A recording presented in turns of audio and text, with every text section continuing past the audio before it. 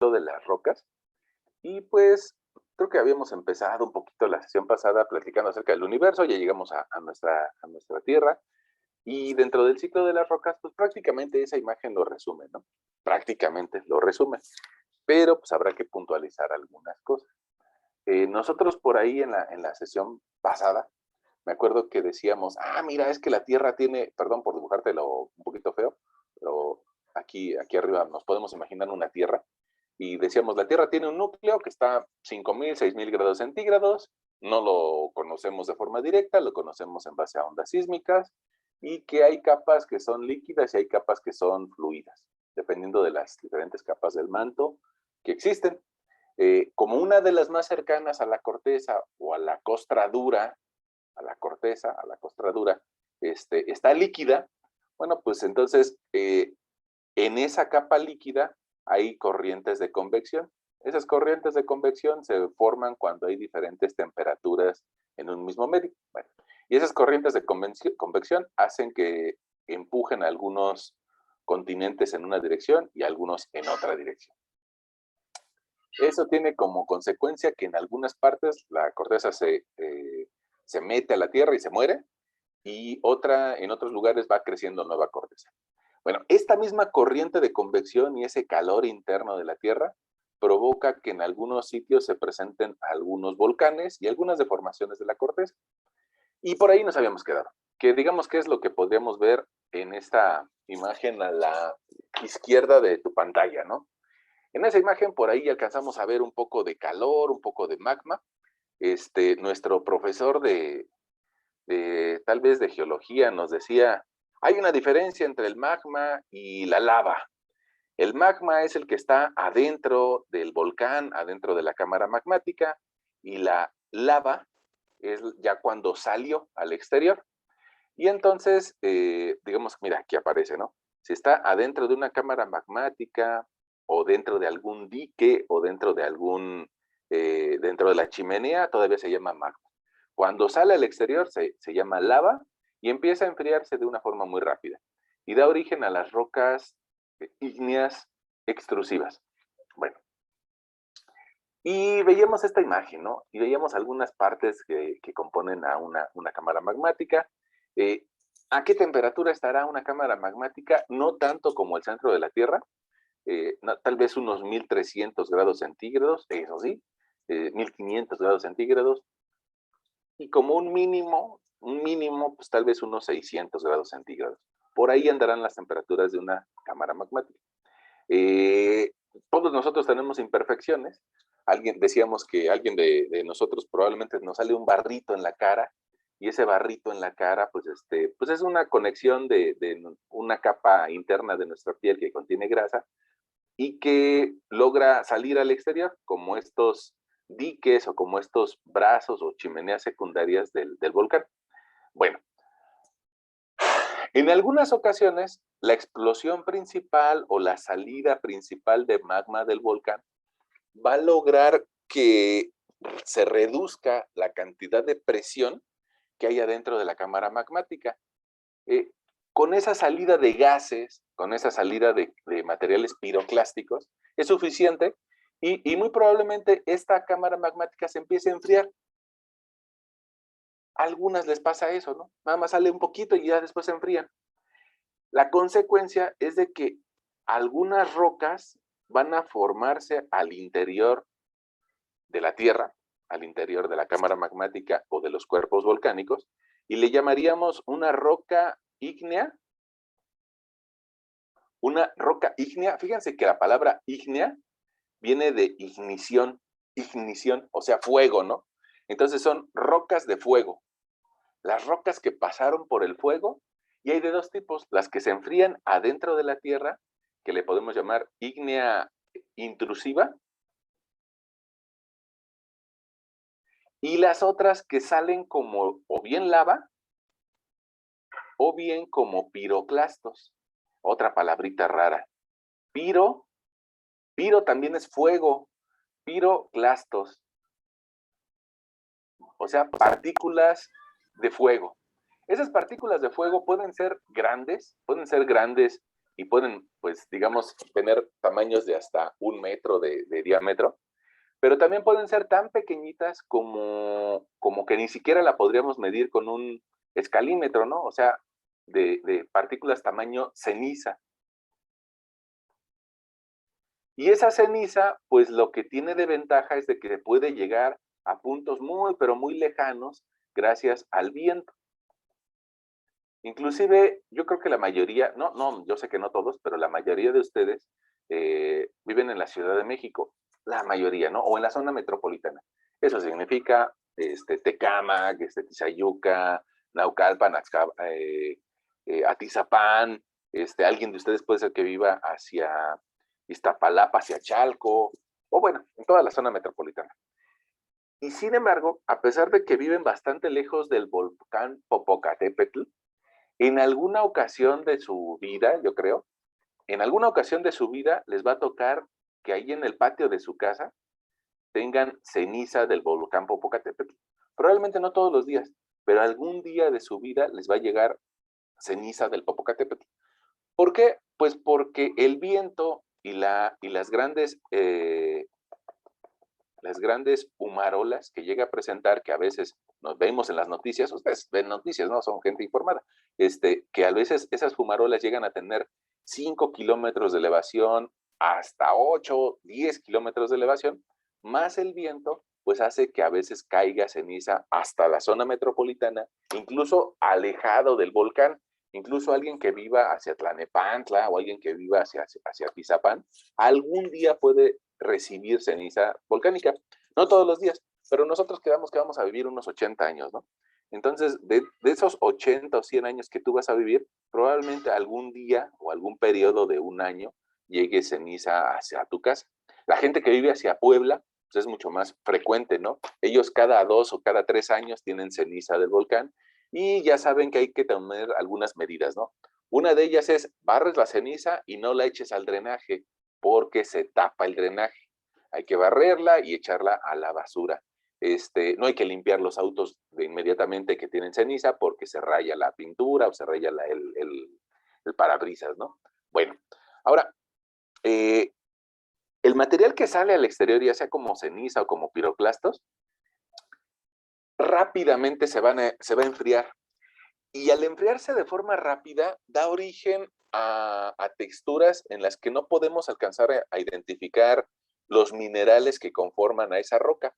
Fíjense que el otro día vi una imagen y desgraciadamente no me acuerdo dónde la guardé, pero vamos a ver si podemos encontrar aquí eh, en el buscador de Google, obsidiana.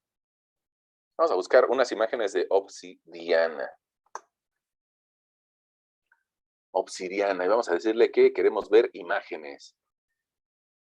Miran, inclusive yo creo que hasta ahí nos puede servir esa imagen que teníamos, la que nos decía Wikipedia.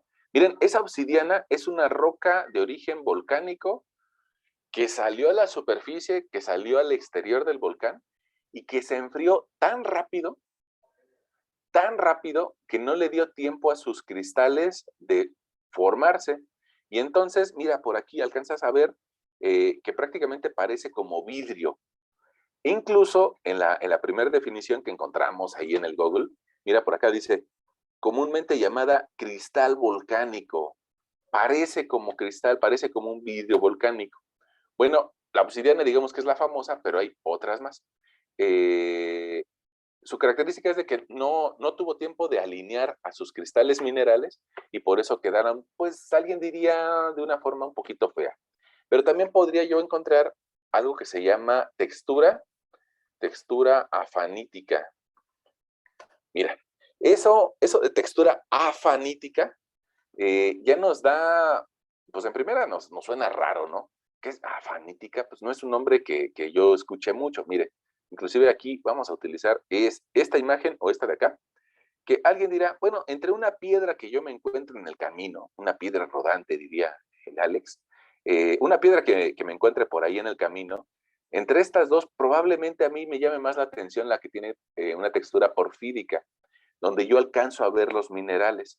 En cambio, si veo una roca que tiene el mismo color, pues como que no me llama mucho la atención. Puede ser que sea gris, o puede ser que sea rosa, o puede ser que tenga otro color, pero usualmente las que tienen un solo color como que no nos llaman mucho la atención. Y bueno, pues eso se da porque no tuvo el tiempo suficiente para que sus cristales enfriaran y formaran cristales minerales. Entonces, las rocas que salen al exterior, les vamos a llamar ígneas, rocas ígneas extrusivas. En general, todas las rocas ígneas tienen una resistencia bastante alta, muy buena en general, salvo algunas excepciones. Esta que no tuvo tiempo de formar cristales, nada más la vamos a ver como una mancha de un mismo color.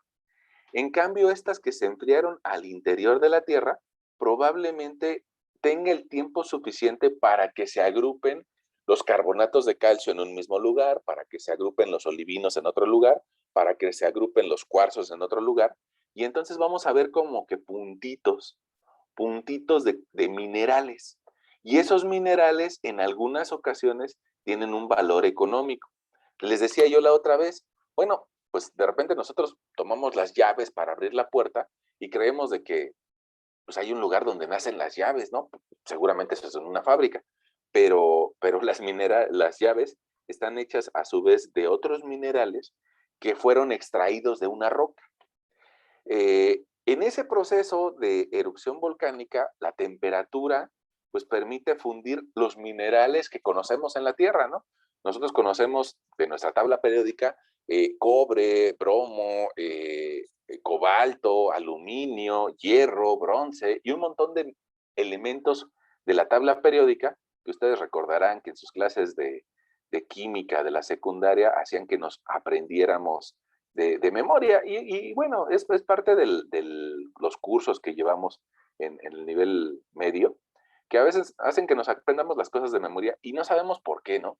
Y de repente nos platicaba por ahí nuestro profesor de química, nos decía, es que esta tabla está dividida en periodos, y nos hablaba de un científico que se llamaba Mendeleev, que fue el que se le ocurrió esto de agruparlo por periodos. Y bueno, nosotros como estamos en la secundaria, pues no le hacemos caso, ¿no? Estamos interesados en otras cosas. Eh, y sin embargo, bueno, esa tabla periódica tiene un montón de información.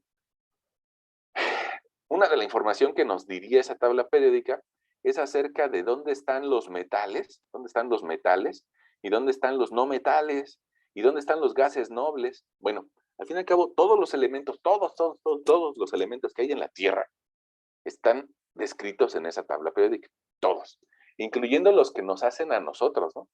Los seres humanos, los organismos vivientes, estamos hechos de una parte de por aquí, que se llaman compuestos orgánicos, ¿no? Que incluyen al carbono, al oxígeno, al hidrógeno, al fósforo, al potasio, al azufre, y que tal vez cuando íbamos todavía más en una educación más primaria, nos decían, pues es que todos estamos compuestos de algo que se llamaría John Sánchez Pérez, ¿no? Algo así como carbono, hidrógeno, oxígeno, nitrógeno, azufre y potasio, o fósforo. Bueno, y todos los compuestos orgánicos tenemos estos minerales, pero al fin y al cabo son parte de la tabla periódica. Bueno, en la fusión que nosotros decíamos que se genera a unos 1300 grados centígrados, pues resulta que los funde a todos y los hace una sola mezcla. Pero a medida de que esta temperatura va bajando y se va conformando cada vez más parecida a los 0 grados centígrados que hay a nivel de corteza, bueno, pues al irse enfriando, algunos de estos elementos químicos empiezan a agrupar y hacen grupitos. Y esos grupitos puede ser que tengan valor económico. Entonces, mira, en esta siguiente imagen, alcanzamos a ver que hay algunas rocas que tienen cristales minerales. Puede ser que sean de carbonato de calcio y probablemente, alguien diga, pues no vale mucho, ¿no? Pero puede ser que también tengan cloruro de sodio, ¿no? Como la sal de mesa. O puede ser que tengan potasio, este color rosa, como que nos habla de potasio, de un feldespato potásico. Puede ser que tengan un color más oscuro que nos indique la presencia tal vez de hierro, tal vez de carbono o de otros minerales. Entonces, resulta que nuestros primos, los geólogos, y nuestros primos también, los que se dedican a la industria química, buscan en estas rocas cómo sacarle a los minerales. Probablemente aquí dentro de una roca que nosotros podríamos ver como fea, podríamos encontrar cobre. Y si tiene cobre, pues tiene un valor económico, ¿no? De hecho, pongamos un país latinoamericano como Chile, tiene muchas minas de cobre. Y entonces, pues digamos que ellos se dedican a sacar rocas del interior de la tierra para después poder sacarle ese metal. Como la zona de aquí, muy cercana a la Ciudad de México, la zona de Pachuca, ¿no? Tal vez alguien de ustedes habrá ido a Mineral del Cobre, no, a Mineral del Pozo. Mineral, Mineral El Chico, ¿no? Se llama Del Monte, ¿no? Mineral del Monte, ándale. Y bueno, sí, gracias. En esa zona, probablemente, si ustedes tuvieron el tiempo de irse un fin de semana y se suben al trenecito que te explica qué hay en esa zona, pues seguramente te llevarán a conocer algunas minas, por lo menos por afuera. Y si pagas una lana más, pues puedes bajar a la mina y darte cuenta de qué vivía esa zona cercana a Pachuca hace tal vez 100 años y que todavía seguimos extrayendo minerales, ¿no? Tal vez en México tenemos más extracción de minerales hacia la zona de Zacatecas o Coahuila o Durango, pero en general, pues en todo el mundo hay minerales. Eh, si ustedes recuerdan, no sé si lo recuerden o no, no creo que eran muy pequeños ustedes, pero tal vez por ahí del 2003, 2002, hubo una tragedia por una mina que se llamaba Pasta de Conchos, que se colapsó y que mató pues a muchas personas, ¿no? Desgraciadamente la extracción de los minerales que nos dejan dinero, pues a veces son muy profundas esas minas, ¿no? Y entonces puede ser que sea necesario bajar pues tal vez 2 kilómetros a partir del nivel de superficie o por lo menos 1 kilómetro e ir buscando en ramificaciones. Esas ramificaciones puede ser que sean parecidas a lo que nosotros veíamos por aquí. Fíjate, alguna de estas ramificaciones permitió desarrollar cobre o desarrollar plata. Y entonces, pues muchos años después, los humanos hacemos excavaciones para tratar de sacar esa plata, ¿no? O ese oro. Ya ven, ustedes también recordarán que San Francisco vivió una fiebre del oro. Y bueno, pues tal vez habría que excavar cerros y cerros de material para poder sacar un, un kilo de oro. Y lo malo, pues, es de que esa industria minera, pues, requiere la utilización, pues, de mucha agua y también de muchas vidas humanas. Porque puede ser que muchos mineros, pues, puede ser que por ahí queden muertos en las minas, incluyendo mineros de pico y pala, pero también incluyendo ingenieros en minas, ¿no? Puede ser que mueran allá dentro de la mina. Y si no mueren adentro de la mina, resulta que a la hora que bajan a la mina y huelen los gases, que muchos de ellos son tóxicos, pues su calidad de vida va empeorando en pocos años.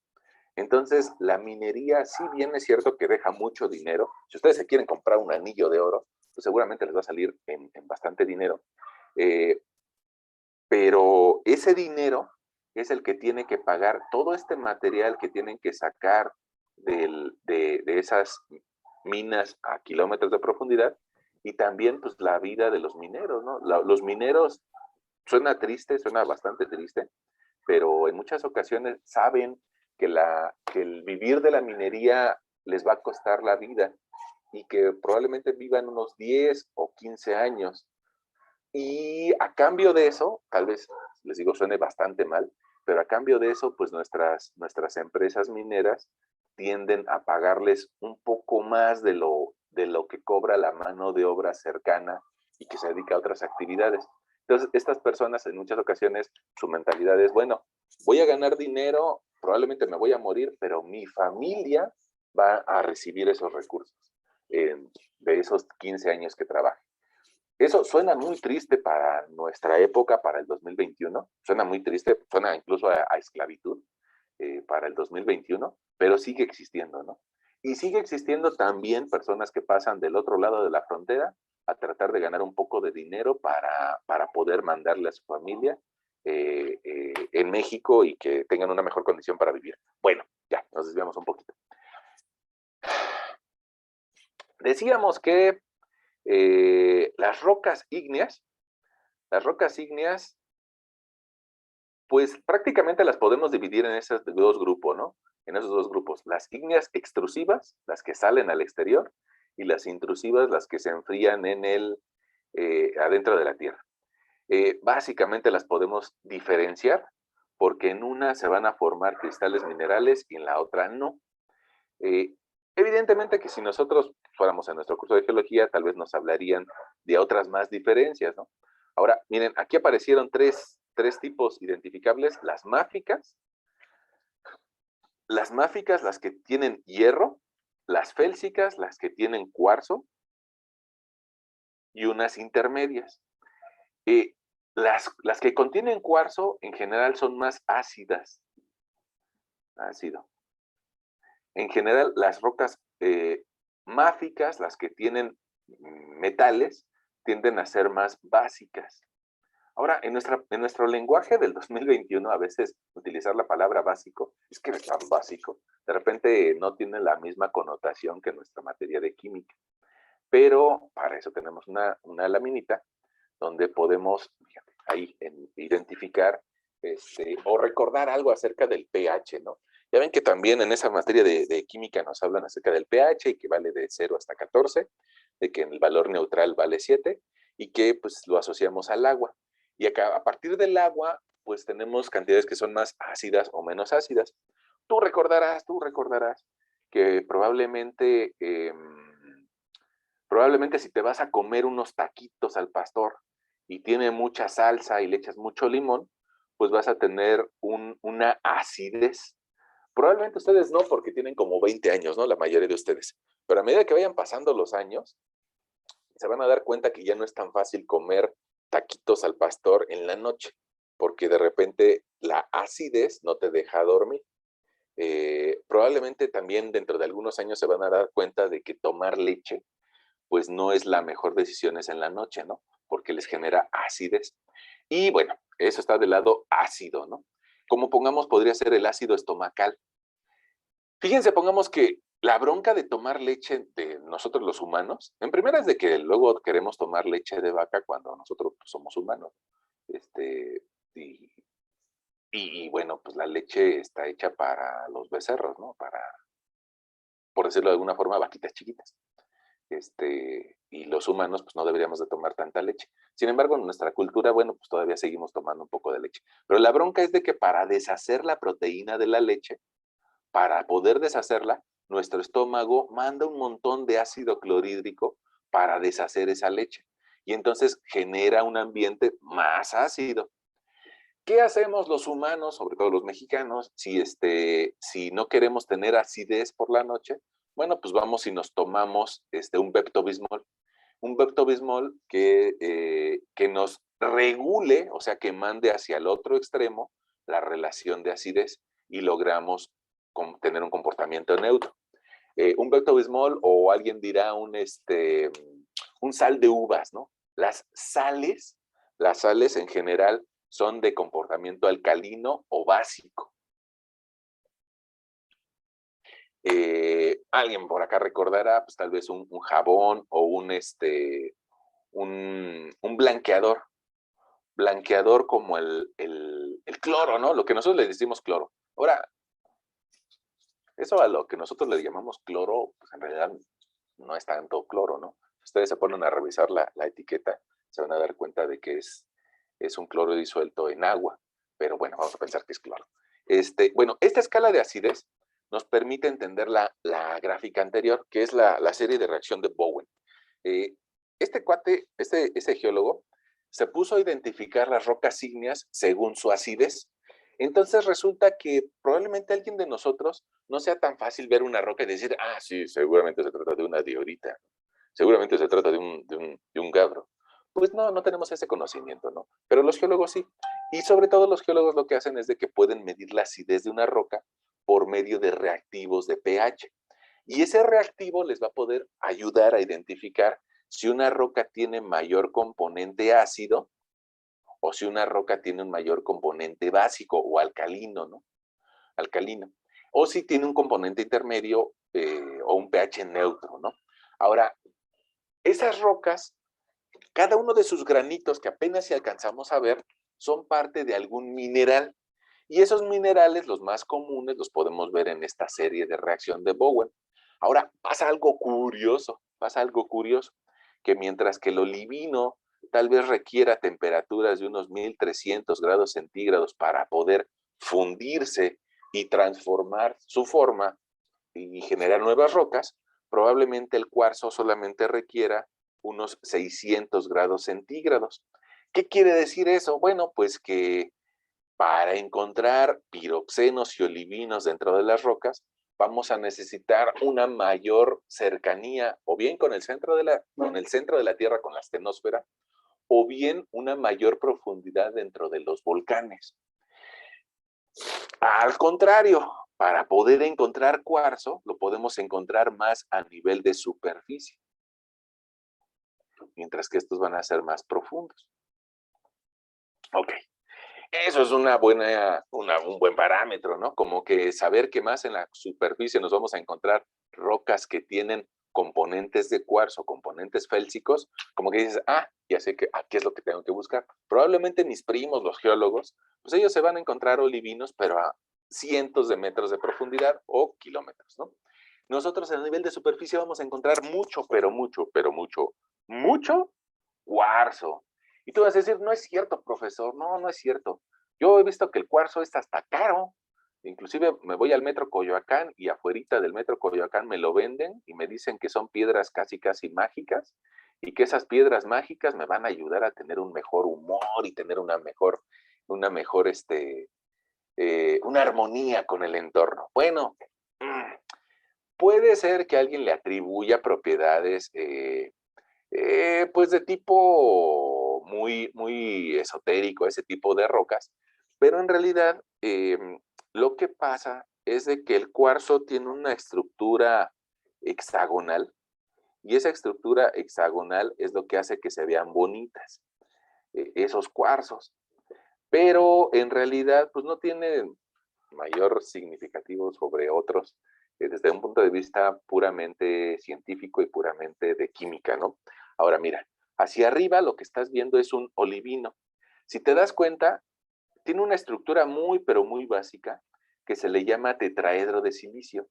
Ese tetraedro de silicio tiene oxígenos alrededor, oxígenos en una base triangular, y además sube sobre una pirámide y me genera otros triángulos en 4 caras. Como son cuatro caras, por eso se le llama tetraedro. Ok. Y ese tetraedro está compuesto de 4 oxígenos, 4 átomos de oxígeno y un átomo de silicio. Okay. La gran mayoría de la corteza y la gran mayoría de las rocas y la gran mayoría de la corteza que nosotros conocemos tiene esa estructura. La gran mayoría. Nada más que ese tetraedro de silicio se empieza a agrupar primero en cadenas sencillas y me forma otro tipo de cristales minerales que se llaman piroxenos.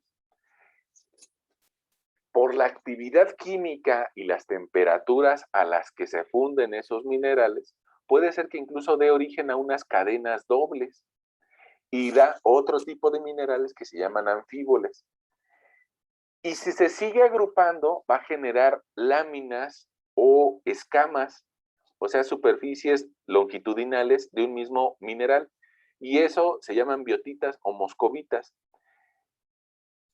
Esas moscovitas, digamos que si nosotros nos encontráramos con una roca de moscovita, nos daríamos cuenta de que tiene, vamos a ver si San Google nos puede mostrar alguna moscovita. Moscovita. Si nosotros nos encontráramos una moscovita, nos daríamos cuenta de que son laminaciones. Mira, mira, mira. Esta imagen está bastante bonita, bastante interesante. Nos lo está regalando Google. Hay que aprovecharla. Si te das cuenta, como que hay capas de la roca o una roca hecha en capas. Esa moscovita tiene la característica que se desprenden láminas o películas prácticamente como laminitas de cebolla. No sé si te has tenido la oportunidad de ver que la cebolla tiene algunas capas que miden tal vez 2 milímetros, pero después viene una laminita muy delgada que mide menos de 1 milímetro, ¿no? Y que esa laminita delgada se parecería a lo que nos regalarían las capas de una moscovita. Bueno, ahora, esas láminas resulta que se siguen degradando. Ahorita te voy a platicar más de degradación. Pero esas láminas son el origen de muchas arcillas. Bueno,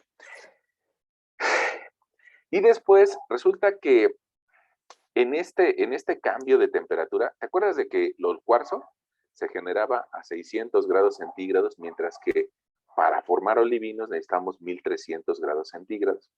¿Te acuerdas también de lo que te acababa de decir hace algunos minutos, que los cuarzos tienden a ser más ácidos, mientras que los olivinos tienden a ser más alcalinos? Bueno, ¿eso por qué se presenta? ¿Por qué se da? Porque si te das cuenta, el componente principal o el tetraedro de silicio, esta pirámide que es la más básica dentro de nuestras clases de geología, mira, lo vamos a seguir encontrando silicio 3, silicio 822, silicio 310, silicio 310, silicio 38, y sigue persistiendo el silicio y el oxígeno. Entonces, prácticamente en la gran mayoría de los minerales está el silicio y el oxígeno. Hay otros que no, ahorita te platico. Pero prácticamente en todos, nada más que la forma de unirse, ya sea por cadenas simples o por láminas o por estructuras tridimensionales, le permite que se agreguen otros elementos como podría ser el calcio o como podría ser el sodio, como podría ser el potasio o el aluminio, o como podría ser incluso un hierro o un magnesio o un manganeso. Bueno, la presencia de estos otros elementos va a hacer que la roca o los minerales de la roca se vuelvan más alcalinos o más ácidos.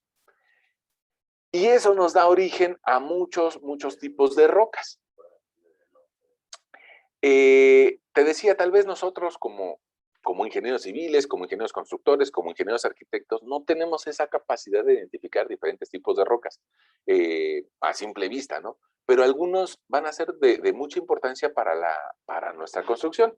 Fíjense, nosotros decíamos la sesión pasada que el granito se utiliza mucho en cocinas. También decíamos que pongamos esta riolita o esta andesita, la podemos ver que se utiliza en fachadas y tal vez en un término constructivo la conoceríamos como cantera. Tal vez el basalto lo podríamos ver más utilizado en muros de roca o muros de piedra o muros de mampostería. Pero al fin y al cabo son rocas que utilizamos dentro de la construcción. Bueno, ahora, ¿eso a dónde nos lleva? Eso nos lleva tal vez a tratar de identificar a las rocas, saber qué cantidad de cuarzo y qué cantidad de feldespato tienen.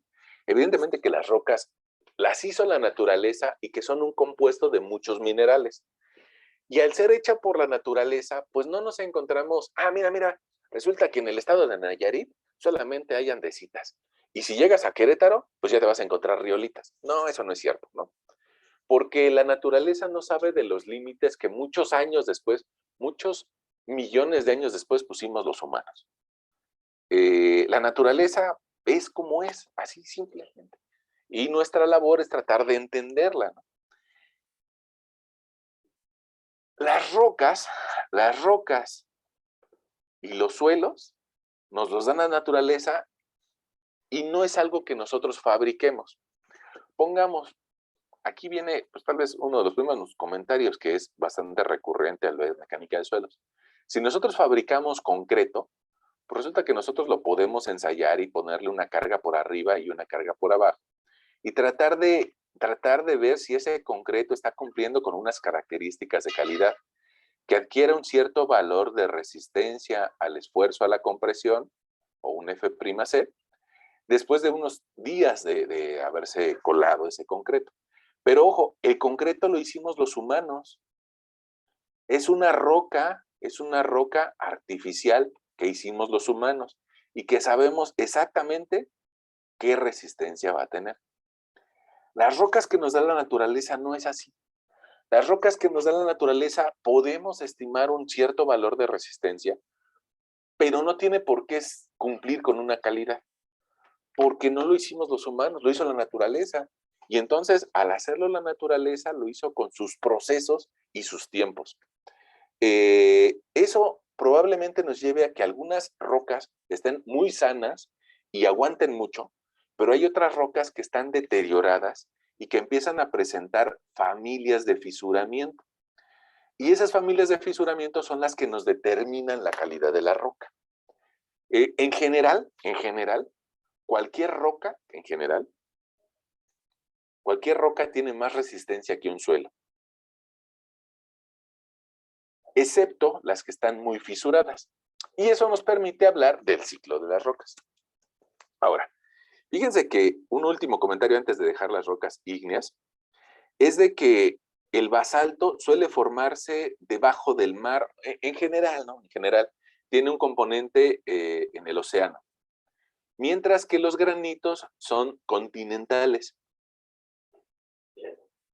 Ahora, si bien es cierto que nosotros le podemos entender más a esto de la formación de rocas a través de los volcanes, déjenme regresar unas diapositivas, la gran mayoría de las nuevas rocas no se forman en los volcanes, sino que se forman en las dorsales oceánicas. Nosotros en la sesión pasada platicábamos acerca de que nuestro continente se ha venido moviendo a lo largo de los últimos 300 millones de años y que se ha ido alejando de Europa y se ha ido alejando de África y de Asia por medio de una dorsal oceánica que empuja todos los años, todos los días, todas las temporadas, todos los años, todo el tiempo, está empujando para que estos dos continentes se abran. Y a eso quedamos que se llamaba dorsal oceánica. Esa dorsal oceánica se parece a lo que tienes acá arriba, o lo que tienes acá. Esa dorsal oceánica genera nuevas rocas a través del ascenso de magma que hace contacto con la astenosfera. Y lo que pasa es de que esta roca se enfría. Después de enfriarse, le van a generar fisuras. Y a través de esas fisuras puede entrar nuevo magma y empezar a empujar a las rocas enfriadas a los lados. Y ese tipo de estructuras se llaman rifts o valles. Como están, algunas de ellas, la mayoría están debajo del mar, pues no lo alcanzamos a ver, a menos de que nosotros montemos nuestra compañía de barcos y nos vayamos a emprender un viaje a través del mar, ¿no? ¿Qué nos daríamos cuenta? Pues que tal vez a la mitad de los continentes podríamos encontrar algunas montañas producto de este rift o esta generación de nuevas rocas. Y bueno, pues ya decíamos que en algunas zonas se encuentran las placas y se da este fenómeno de subducción. Cuando veamos sismos, yo creo que vamos a volver a platicar de eso. Bueno, la gran mayoría de las rocas se generan en dorsales oceánicas, la mayoría de las rocas que hay sobre la corteza terrestre. Pero algunas se generan en ambientes continentales a través de volcanes. Nosotros, ya ven que somos los humanos, hemos vivido bien poquito de tiempo, pero nos creemos súper especiales, ¿no? Y más algunas personas, ¿no? Se creen muy especiales, hechas a mano. Bueno, pues los volcanes nos dan estas rocas y luego las ocupamos.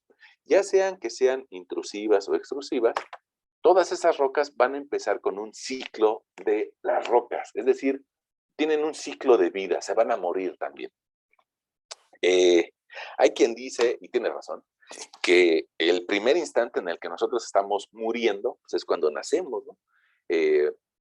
Fíjense, yo tengo la curiosidad, me da mucha curiosidad los bebés, la parte del ojo de los bebés, la parte blanca del ojo de los bebés, a mí me da mucha curiosidad. Si ustedes llegan a ver algún bebé cercano, se van a dar cuenta de que esa tonalidad tan blanca nunca nunca la van a volver a tener los adultos. A cualquier adulto le ves el ojo y seguramente le vas a ver, pues sí, un tono blanco, pero un poco rojizo, un poco grisáceo, un poco amarillento, dependiendo de cómo esté su salud. Pero el blanco que tiene los niños recién nacidos y que tienen tal vez 1 año de edad, no se compara con el de los adultos. Y bueno, pues nuestro organismo en general cada vez va a ir deteriorándose más hasta llegar a un máximo estado de entropía y va a fallecer. Bueno, ahora, esta roca le pasa algo parecido. Esa roca, digamos que la expulsó el volcán por medio de una explosión de piroclastos y llegó a este sitio. Probablemente después rodó y eso le dio esta característica redondeada a la roca. Puede ser que haya rodado en una caída desde las alturas del volcán hacia aguas abajo, o puede ser que haya sido transportada por agua. No sé si a ustedes les cueste trabajo imaginarse que una roca como estas, voy a ponerle aquí un humano al lado, un humano, miren, aquí hay pastito, entonces yo creo que ese humano tiene un buen tamaño. Yo creo que para muchos de nosotros nos cuesta trabajo imaginar que una roca así puede transportarse, ¿no? Pero la realidad es de que sí se transportan. Ustedes vieron en estos días el efecto de Grace o del huracán sobre las comunidades de Veracruz y de Hidalgo. Y si no lo vieron, vamos a buscar una imagen, ¿no? Lo bueno es que Google sabe todo. Miren, si nosotros buscamos Grace, vialidades, carretera. Ya ven que hace unos días, sobre todo el domingo, el sábado, perdón, hubo la actividad de Grace y algunas carreteras quedaron comunicadas por este huracán. No me apareció ninguna imagen que me ayudara.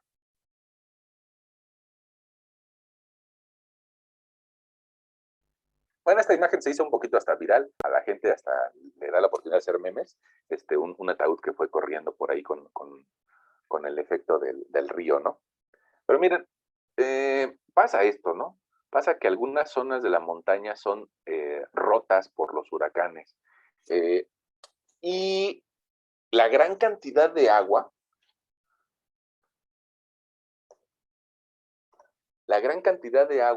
pues provoca que a veces el río se lleve autos o se lleve rocas, incluso del tamaño de un humano, ¿no?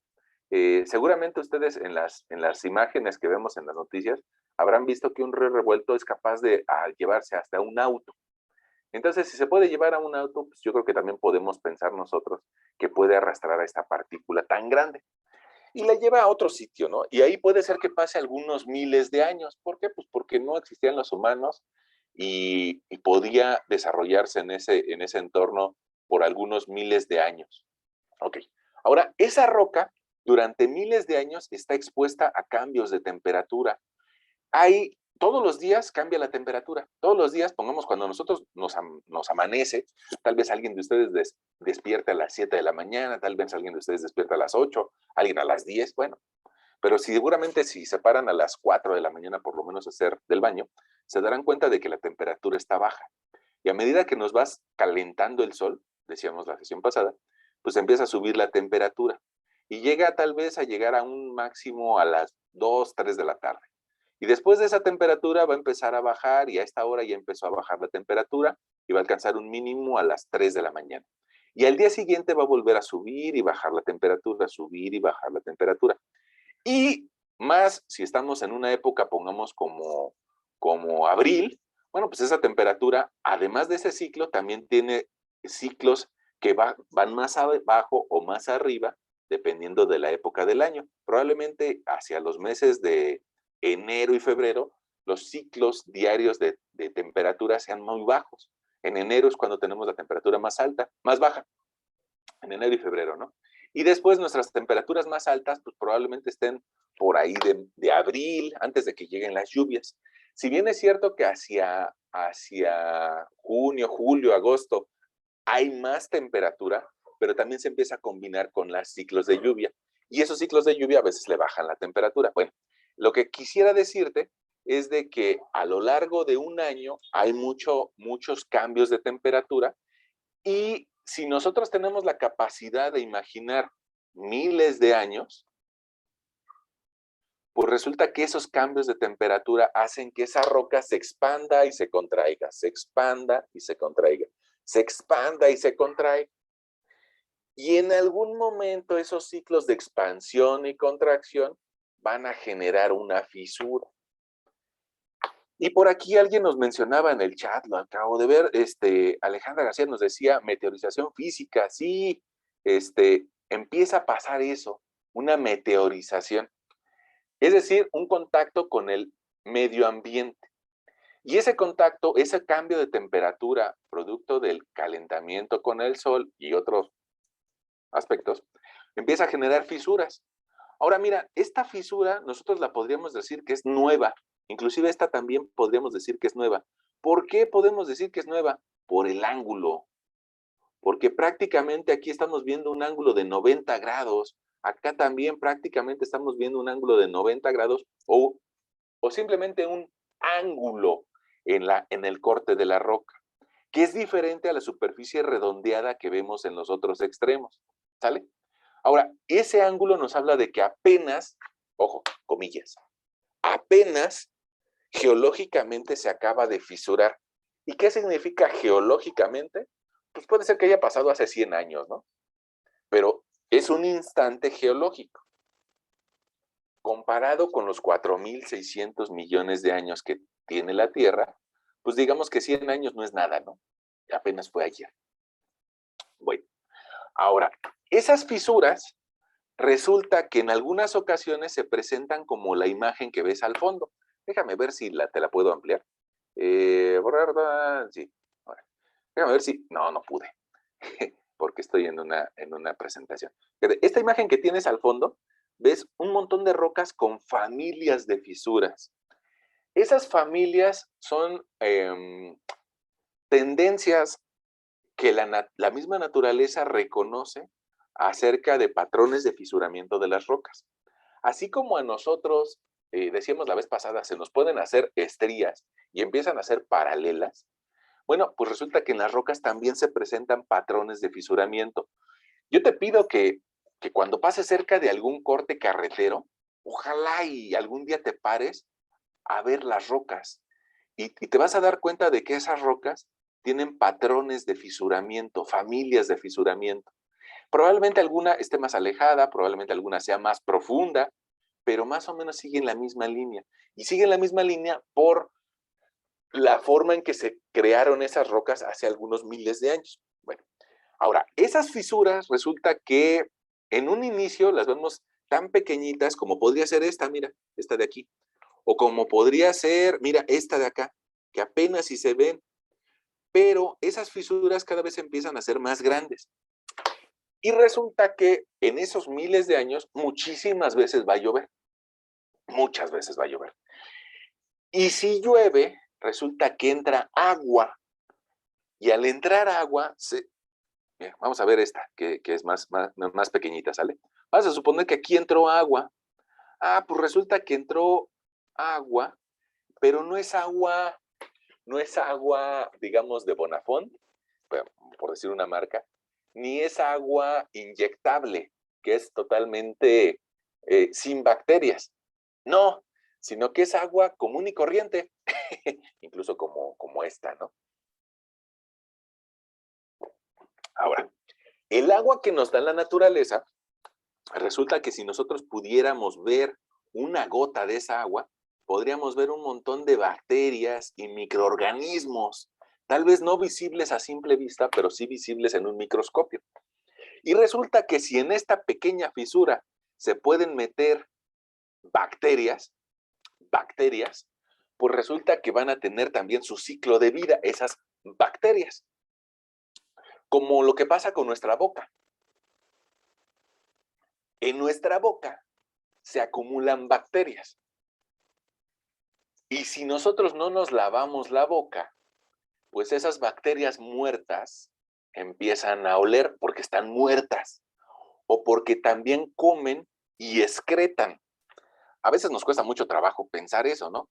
pero pongamos, si nosotros nos analizamos a nosotros mismos, no somos solamente un organismo viviente, sino somos la suma de muchos organismos vivientes.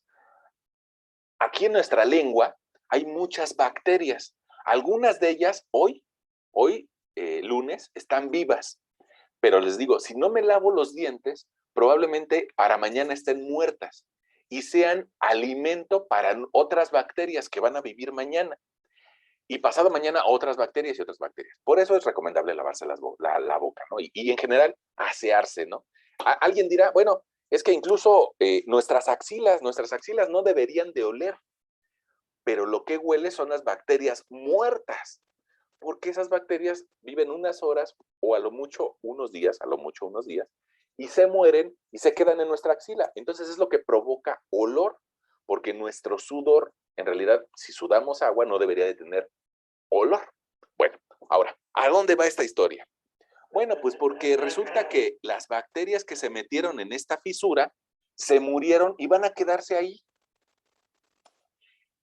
Y lo que coman lo van a excretar y también se va a quedar en la misma fisura.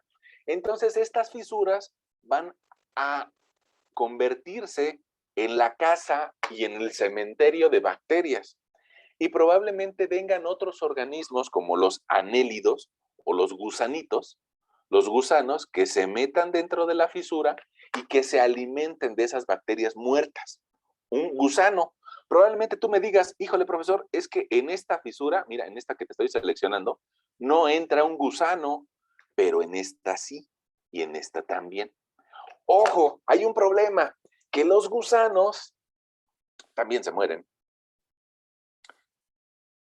Y no hay un cementerio para gusanos, sino que esos gusanos también se van a quedar muertos en la fisura, en esta fisura, y le van a servir de alimento a nuevas bacterias.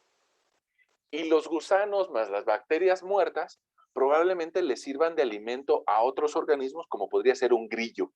Un grillo tal vez si se mete aquí, ¿no? Un grillo también se puede meter por aquí. Y también los grillos se mueren y también le van a servir de comida a otras bacterias. Y entonces la actividad biológica que tiene adentro de la fisura una roca como estas, mira, la actividad biológica que se desarrolla en esas fisuras hace que cada vez esa fisura se vuelva más grande. Y además de tener una meteorización física, como nos decía Alejandra, pues resulta que también hay actividad biológica. Probablemente, si esa fisura empieza a crecer y tiene agua, permite el crecimiento de plantas. Probablemente tú habrás visto, y a pesar de que la banqueta que está fuera de tu casa tiene muy poquito tiempo de que la rehicieron nuestro gobierno. Ya ven que el gobierno a veces se gasta miles de pesos haciendo banquetas. Bueno, a veces nuestro gobierno pasa eso que regeneran las banquetas. Bueno, en esa banqueta nueva, que tal vez tenga 5 años, si tú te das cuenta, en donde está la junta ya empezó a crecer una plantita. Y estamos hablando de un periodo de tiempo tan pequeño como 5 años. ¿Qué pasa si nos imaginamos miles o millones de años? Bueno, pues que van a existir muchas plantitas en esas fisuras. Y por eso precisamente quise tomar esta imagen para que tú vieras vegetación creciendo en fisuras. Esa vegetación también se va a morir y también le va a servir de alimento a nuevas bacterias y nuevos organismos. Ahora, ojo, probablemente tú has visto que algún árbol es capaz de levantar la banqueta por sus raíces. Y entonces este arbusto resulta que empieza a generar sus raíces y esas raíces, vamos a suponer que son grandes. Si son grandes, ya le llamaríamos madera. Y todos tenemos en la mente que la madera se hincha. Entonces estas raíces puede ser que sean pequeñas, como de arbustos, pero con agua se hinchan. Y si se hinchan, van a colaborar para que esta fisura se haga más grande. Y si la fisura se hace más grande, pues resulta que ya pueden llegar más gusanos, más anélidos, e incluso hasta roedores. Y los roedores, que todo el mundo recuerda a las ratas, pero también hay ardillas y también hay otro tipo de roedores, como los conejos. Su nombre de roedor viene de los dientes, ¿no? Porque roen. Y entonces este roedor puede ser capaz de hacer más grande la fisura. Probablemente alguien de ustedes me diga, ah, caray, ¿a poco sí? Bueno, sí. No sé si tú has visto que algunos roedores llegan a romper los registros de la tubería. Con los dientes llegan a romper los registros o incluso algunos blocks de mampostería los llegan a roer y llegan a meterse por ahí las ratas dentro de nuestra fauna urbana. Bueno, los roedores hacen más grandes las fisuras y permiten que estas rocas se dividan en rocas más pequeñas. Y este proceso, que antes aquí, en toda esta región, había un solo macizo rocoso, pues empieza a degradar a la roca cada vez en rocas más pequeñitas. Y resulta que cada una de estas rocas más pequeñas también se van a empezar a fisurar. No de un día para otro, va a requerir algunos cientos o miles de años, pero se van a seguir fisurando. Y esa fisuración, mira, en esta imagen la alcanzas a ver muy bien. A medida de que estamos más en contacto con la superficie, hay más fisuración del macizo rocoso. A medida de que nos profundizamos, hay menos. Si tenemos el tiempo suficiente para que esa fisuración degrade por completo a la roca, nos va a dar un suelo de tipo residual. Es decir, la roca madre se empieza a hacer rocas más pequeñitas y más pequeñitas y más pequeñitas hasta que se convierten en polvo. Y en ese polvo ya pueden crecer plantitas. Probablemente, mira, así como en la imagen que tienes acá arriba, probablemente en las fisuras ya empiezan a crecer algunas. Y esas pequeños arbustos o esas pequeñas plantitas se van a convertir en polvo y ese polvo va a ser más fértil para que nuevas plantas crezcan ahí. Y eso le va a dar origen a suelo desde un punto de vista agrícola, es donde se pueden desarrollar esa vegetación, esas plantas. Pero al fin y al cabo este suelo tiene restos de materia orgánica y también tiene restos de roca. Es la combinación de eso, ¿no? Restos de materia orgánica y restos de roca, sobre lo que puede desarrollarse unas nuevas plantas y nueva vida. Ahí vamos a ver, por aquí hay dos comentarios en el chat. Y dice, incógnita diagonal guión más. Bueno, creo que estaban probando el chat. Qué bueno, qué bueno. Ya. Bueno, entonces resulta que de esa forma se genera el suelo residual. Ahora, otro boleto es de que al ser partículas más pequeñitas, mira, déjame te dibujo una partícula pequeñita por acá, una partícula pequeñita y otra partícula pequeñita y otra partícula pequeñita. Esas partículas pequeñitas, con más razón, la lluvia las arrastra a otro sitio. Y al llevarlas a otro sitio, pues resulta que ya no es un suelo residual, sino es un suelo transportado. Ahora, lo transporta a otro sitio y probablemente nosotros lo alcancemos a ver así como sedimentos, aislados como la arena de la playa. Y precisamente esa arena de playa, mira, aquí te voy a dibujar el ciclo que siguen esos sedimentos. ¿Te acuerdas de que las partículas de roca ya estaban sueltos? Que ya se habían roto a consecuencia de la actividad biológica, de la actividad de fragmentación por hielo. Fíjense, eso es importante también. Algunas de estas zonas, algunas de estas fisuras, se les llega a meter agua. Y el agua, cuando se enfría, se convierte en hielo y cambia de volumen. Fíjense, no sé si ustedes, yo creo que sí lo habrán hecho alguna vez. Cuando eran niños, metieron algún frutzi al congelador.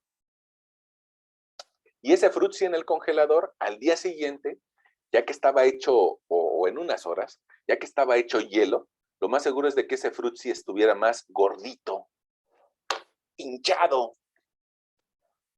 ¿Por qué se hincha?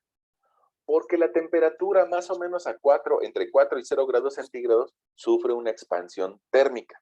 Entonces ocupa más volumen. Entonces, al formarse hielo en las fisuras, termina por romper a las rocas.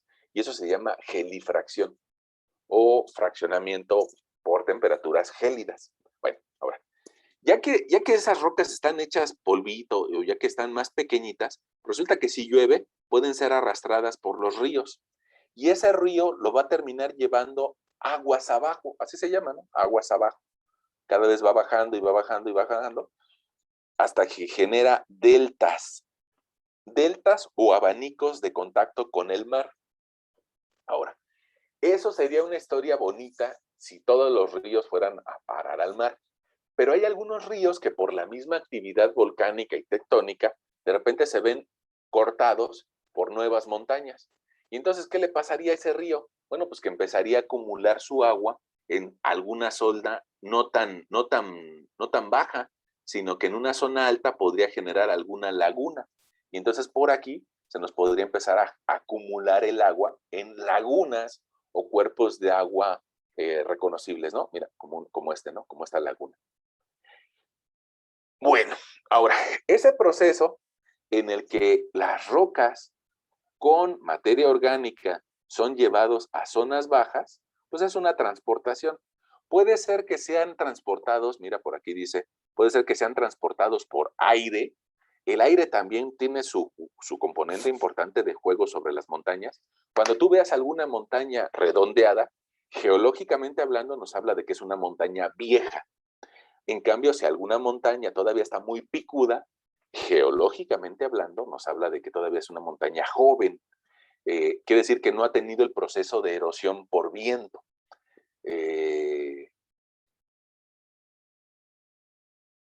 Si alguien de ustedes vive en Ecatepec, el nombre Ecatepec significa Ejecatepetl, ¿no? O cerro de Ejecatl, del dios del viento.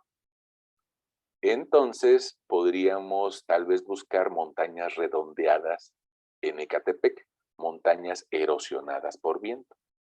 Bueno, ahora, esa erosión va a mandar partículas a zonas bajas y se va a presentar sedimentos o acumulaciones, mira, en esta diapositiva se ven más, acumulaciones de arena, por decirlo de una forma sencilla, acumulaciones de arena o acumulaciones de partículas en zonas bajas. Probablemente esas acumulaciones estén debajo de cuerpos de agua. Pues ¿por qué? Pues porque también en zonas bajas se va a acumular el agua. Pero estas partículas que están por acá abajo, y dicho de forma fácil, podrían ser arenas, bueno, se empiezan a acumular. ¿Por qué te digo que de forma fácil? Bueno, pues porque no son arenas, ¿no? No todas son arenas. Son partículas que arrastra el río o que arrastra la corriente. Y eso significa que pueden tener tamaños grandes, tipo arena, o más finitos. Mira, ahora, imagínate una agüita de tamarindo, una agüita de tamarindo. Esa agüita de tamarindo, cuando te la sirven en el vaso, resulta que tiene un mismo color. Pero a medida que van pasando algunos minutos y te comes el arroz o te comes la sopita y después te comes el guisado y no te has tomado tu agua, te vas a dar cuenta de que el agua de tamarindo como que se empieza a agrupar en la zona de abajo, ¿no? Y de repente parecería como que más bien tienes un montón de sedimentos de tamarindo y agua limpia. Eso pasa en algunos minutos que es lo que comes tú, ¿no? En tu agüita de tamarindo y tu comida. Si son observadores, eso también le pasa al jugo de naranja. Si ustedes se hacen un juguito de naranja a las 8 de la mañana y se lo quieren tomar a la 1 de la tarde, ya les pasó esto. Ya se separó la parte sólida del líquido por un proceso de decantación. Ese proceso de decantación también se da en las lagunas. Y entonces resulta que en la parte baja se empiezan a acumular todos los sedimentos de la laguna. Eso en algunas ocasiones nos permite ver una laguna muy limpia y en esa laguna tan limpia, pues puede ser que incluso hasta vivan pececitos, ¿no? O que vivan, pues, algunos organismos de agua, ¿no? Algunos bonitos, algunos no tan bonitos. Pero el chiste es de que en esa laguna limpia, si viven algunos peces, pues también los peces también comen y también excretan. Entonces, en la parte de abajo también se va a juntar excremento de animales. Por aquí también en esa laguna es muy común que también se dé algún tipo de vegetación. Y la vegetación, plantitas, alguien le podrá decir que son algas. Bueno, pues si quieres llamarle algas, llámale algas, pero plantitas. Esas plantitas resulta que también tienen un ciclo de vida. También nacen, crecen, probablemente polinizan o llevan sus semillas a otro sitio y mueren. Entonces, no hay un cementerio de algas, les pueden servir de comida a los pececitos, pero también estas algas se van a morir y también van a quedar en este depósito. Entonces, fíjate que esos sedimentos empiezan a ganar altura a medida que pasan los años, ¿no? Imagínate, caen rocas en este 2021 y luego van a caer más rocas en el 2022 y van a caer más rocas en el 2023 y en el 2024 y en el 2025 y así van pasando los años y los años y los cientos de años y los miles de años a medida de que estos sedimentos cada vez van siendo más altos y más altos y más altos. ¿Qué le pasa a las partículas que estaban ahí originalmente? Llegaron y estaban a nivel de superficie. Después, cuando le ponemos otras arriba, pues empiezan a aplastar, y otras arriba, y otras arriba, y otras arriba, y otras arriba, y otras arriba, porque van pasando cientos o miles de años, pues ¿qué le pasa? Pues que van adquiriendo presión por peso propio. Y esa presión, si llega a ser de algunos cientos de metros, pues puede llegar a formar rocas hechas a partir de sedimentos. O sea, se pueden agrupar. Y da origen, miren, esos sedimentos de abanicos fluviales o de llanuras fluviales, da origen a este tipo de rocas que se llaman rocas sedimentarias. Si te das cuenta, ahí alguien diría, pues es un cerro y ya, ¿no? Bueno, sí, yo sé que para un licenciado, pues eso es un cerro, ¿no? Y ya, y lo entiendo, ¿no? Pero para nosotros, pues podemos identificar más cosas, ¿no? Podemos identificar aquí como que estratos. Mira, puedes identificar como que esta parte de ese cerro, como que tiene un color rojizo más fuerte, ¿no? Más intenso, aquí en esta zona. Es más rojizo. En cambio, por acá abajo, puedes ver que este cerro tiene unos coloraciones más claras. Y sobre todo, alcanzas a ver que hay como que estratos de materiales. Y bueno, ¿por qué se dan esos estratos o esos límites entre materiales? ¿Por qué la naturaleza hizo eso, no? Alguien dirá, ¿por qué? ¿Por qué este ente divino, que a veces le llamamos Dios, por qué fue agrupando los materiales de esta forma? ¿Por qué hay unos más claritos y otros más oscuros?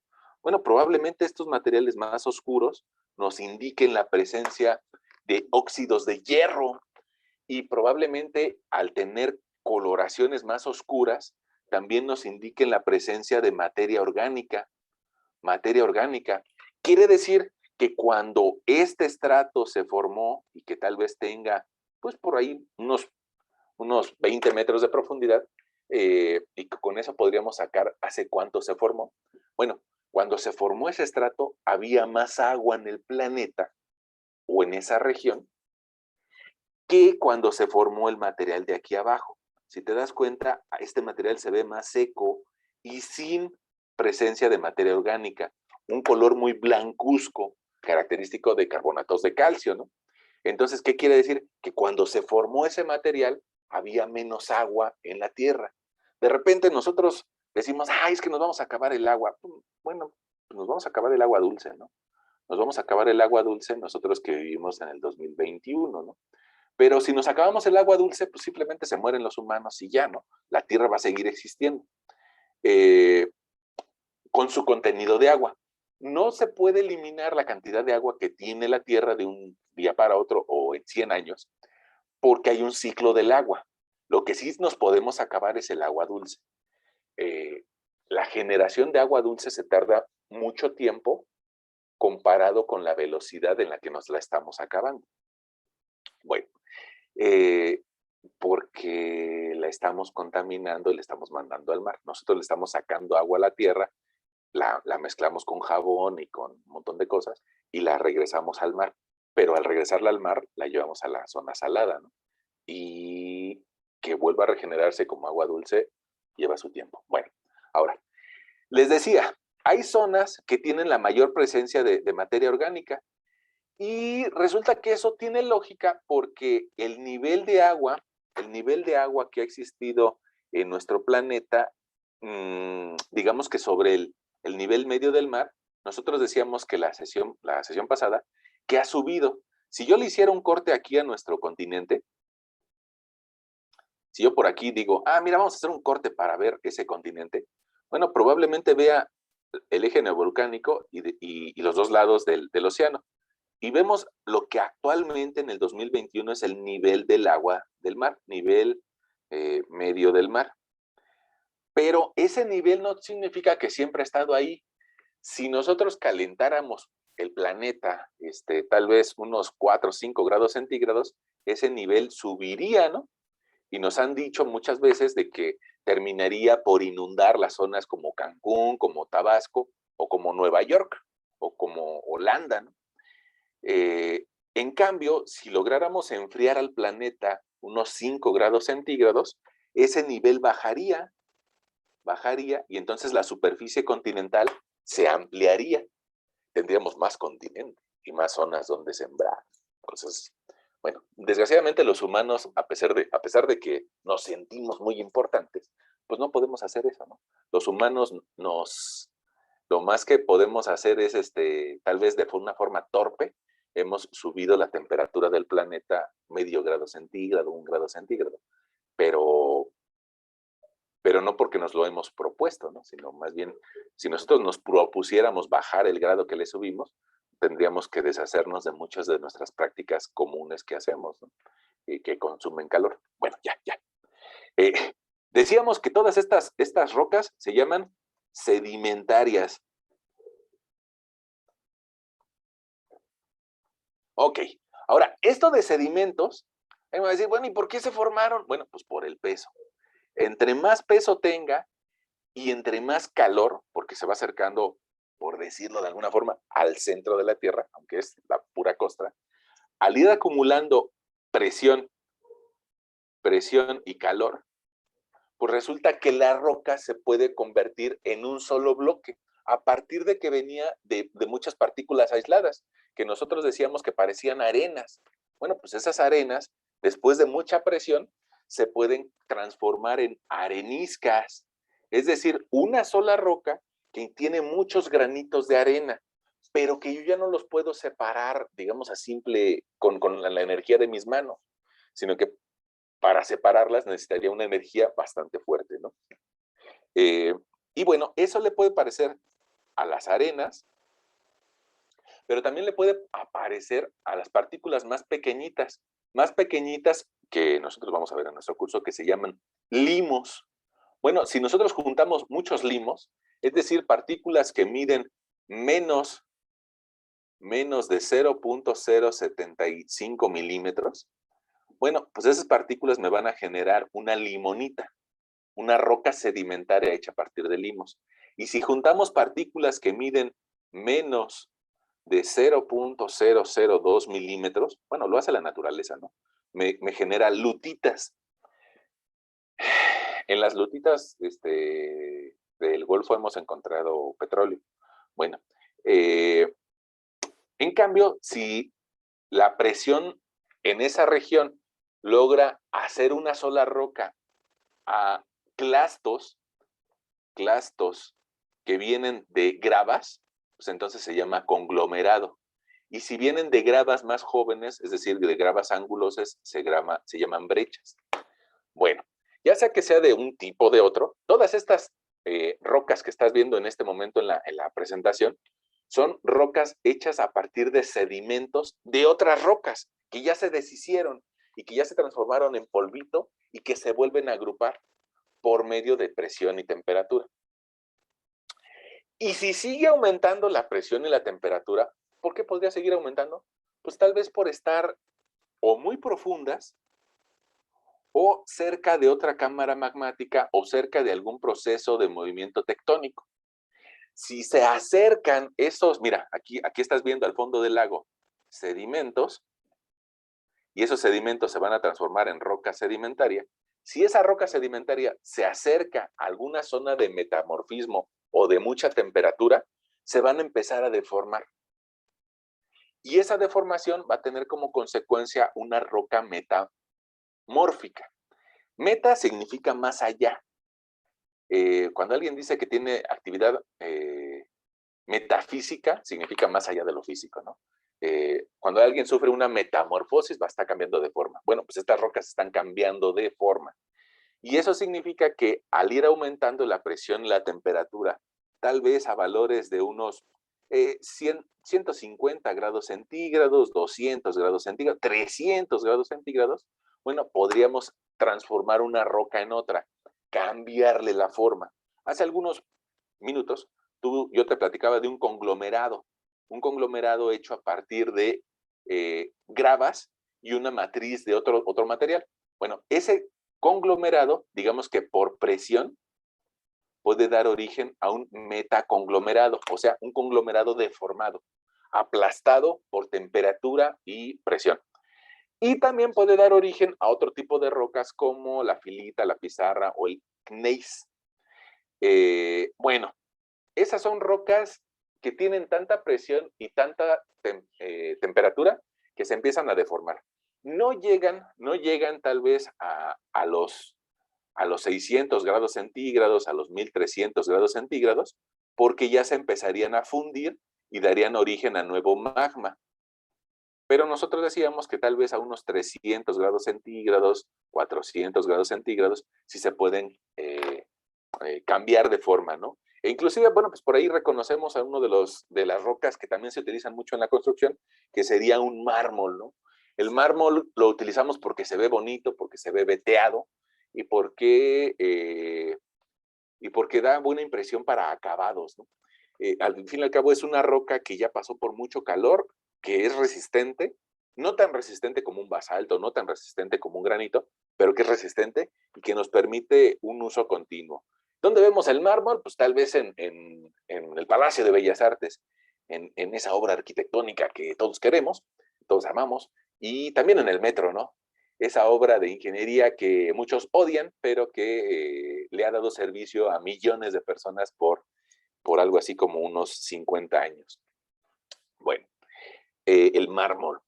Fíjense, 50 años y hay algunas escaleras de mármol del metro que todavía siguen ahí y no se han acabado. Hay otras como estaciones muy, muy, muy concurridas, como podría ser el Metro Hidalgo, que pues las escaleras, producto de 50 años de uso, pues ya se deformaron, ¿no?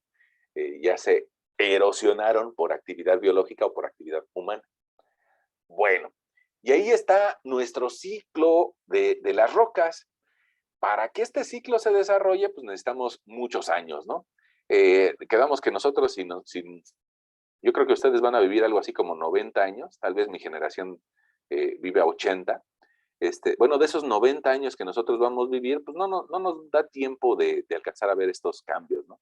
Tal vez, les decía yo la vez anterior, ustedes ya se gastaron los primeros 20 años de su vida, bueno, pues no hay que malgastar los que siguen, pero no nos da tiempo de ver todo este ciclo, pero existe en la naturaleza. Las rocas que salen de los volcanes, de las erupciones, se empiezan a meteorizar, como os decía una compañera por ahí. Son llevadas a otro sitio producto de corrientes de agua, producto de viento. Y al ser llevadas a otro sitio se convierten en sedimentos. Esos sedimentos, si pasan mucho tiempo debajo del agua, se empiezan a degradar y se hacen más chiquititos. Alguien dirá, bueno, sí le entendí a que una roca grande se transforma en rocas más chiquitas y que esas rocas más chiquitas se hacen más chiquitas y que como son más chiquitas se pueden transportar. Bueno, pero las rocas que ya son chiquitas, que ya miden algunos milímetros, pues resulta que en presencia de agua todavía se hacen más chiquitas y puede ser que midan 0.07 milímetros. O puede ser que se hagan más chiquitas y midan 0.002 milímetros. Y a esa que mide 0.002 milímetros es a lo que le llamamos arcilla. Alguien dirá barro, alguien dirá lodo, alguien dirá el suelo sobre el que está la ciudad. Resulta que en nuestra ciudad hemos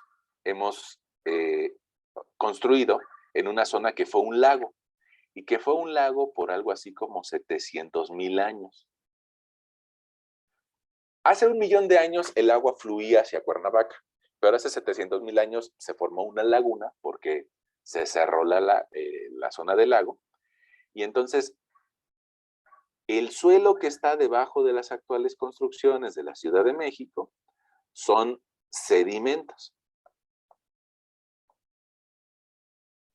En esos sedimentos, hace algunos minutos te decía que está los pececitos muertos, las algas muertas, lo que comieron los pececitos y excretaron, lo que comieron las lombrices y excretaron, árboles muertos de hace 500,000 años, hay bacterias muertas, hay un montón de cosas que forman estos sedimentos.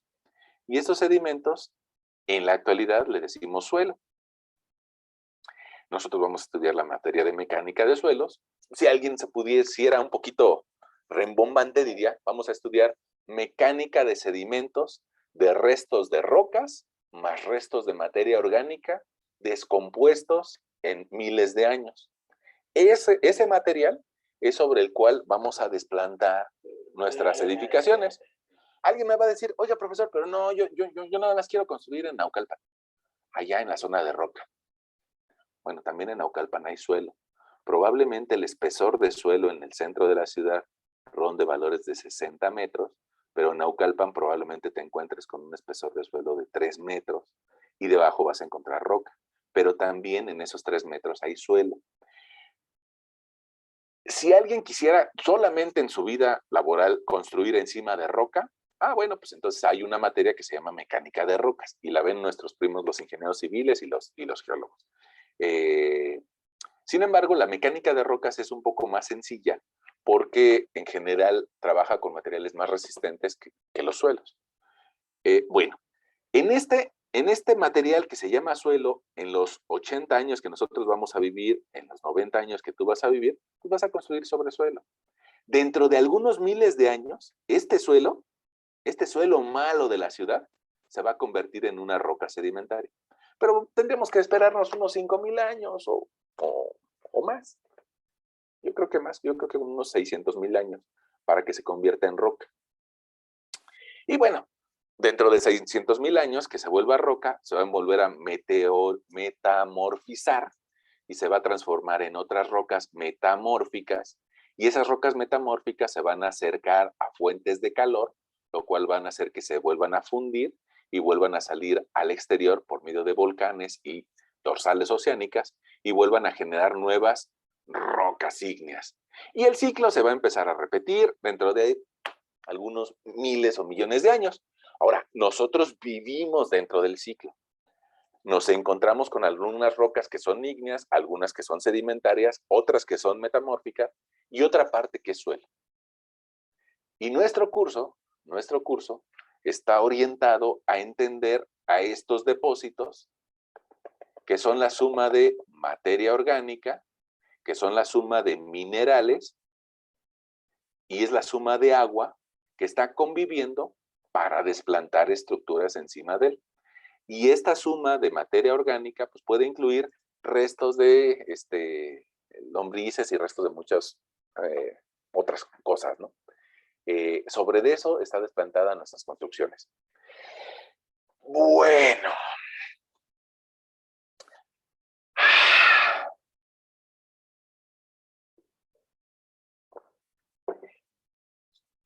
No sé si tienen alguna duda. No, profe. No, profe. Qué bueno, ¿no?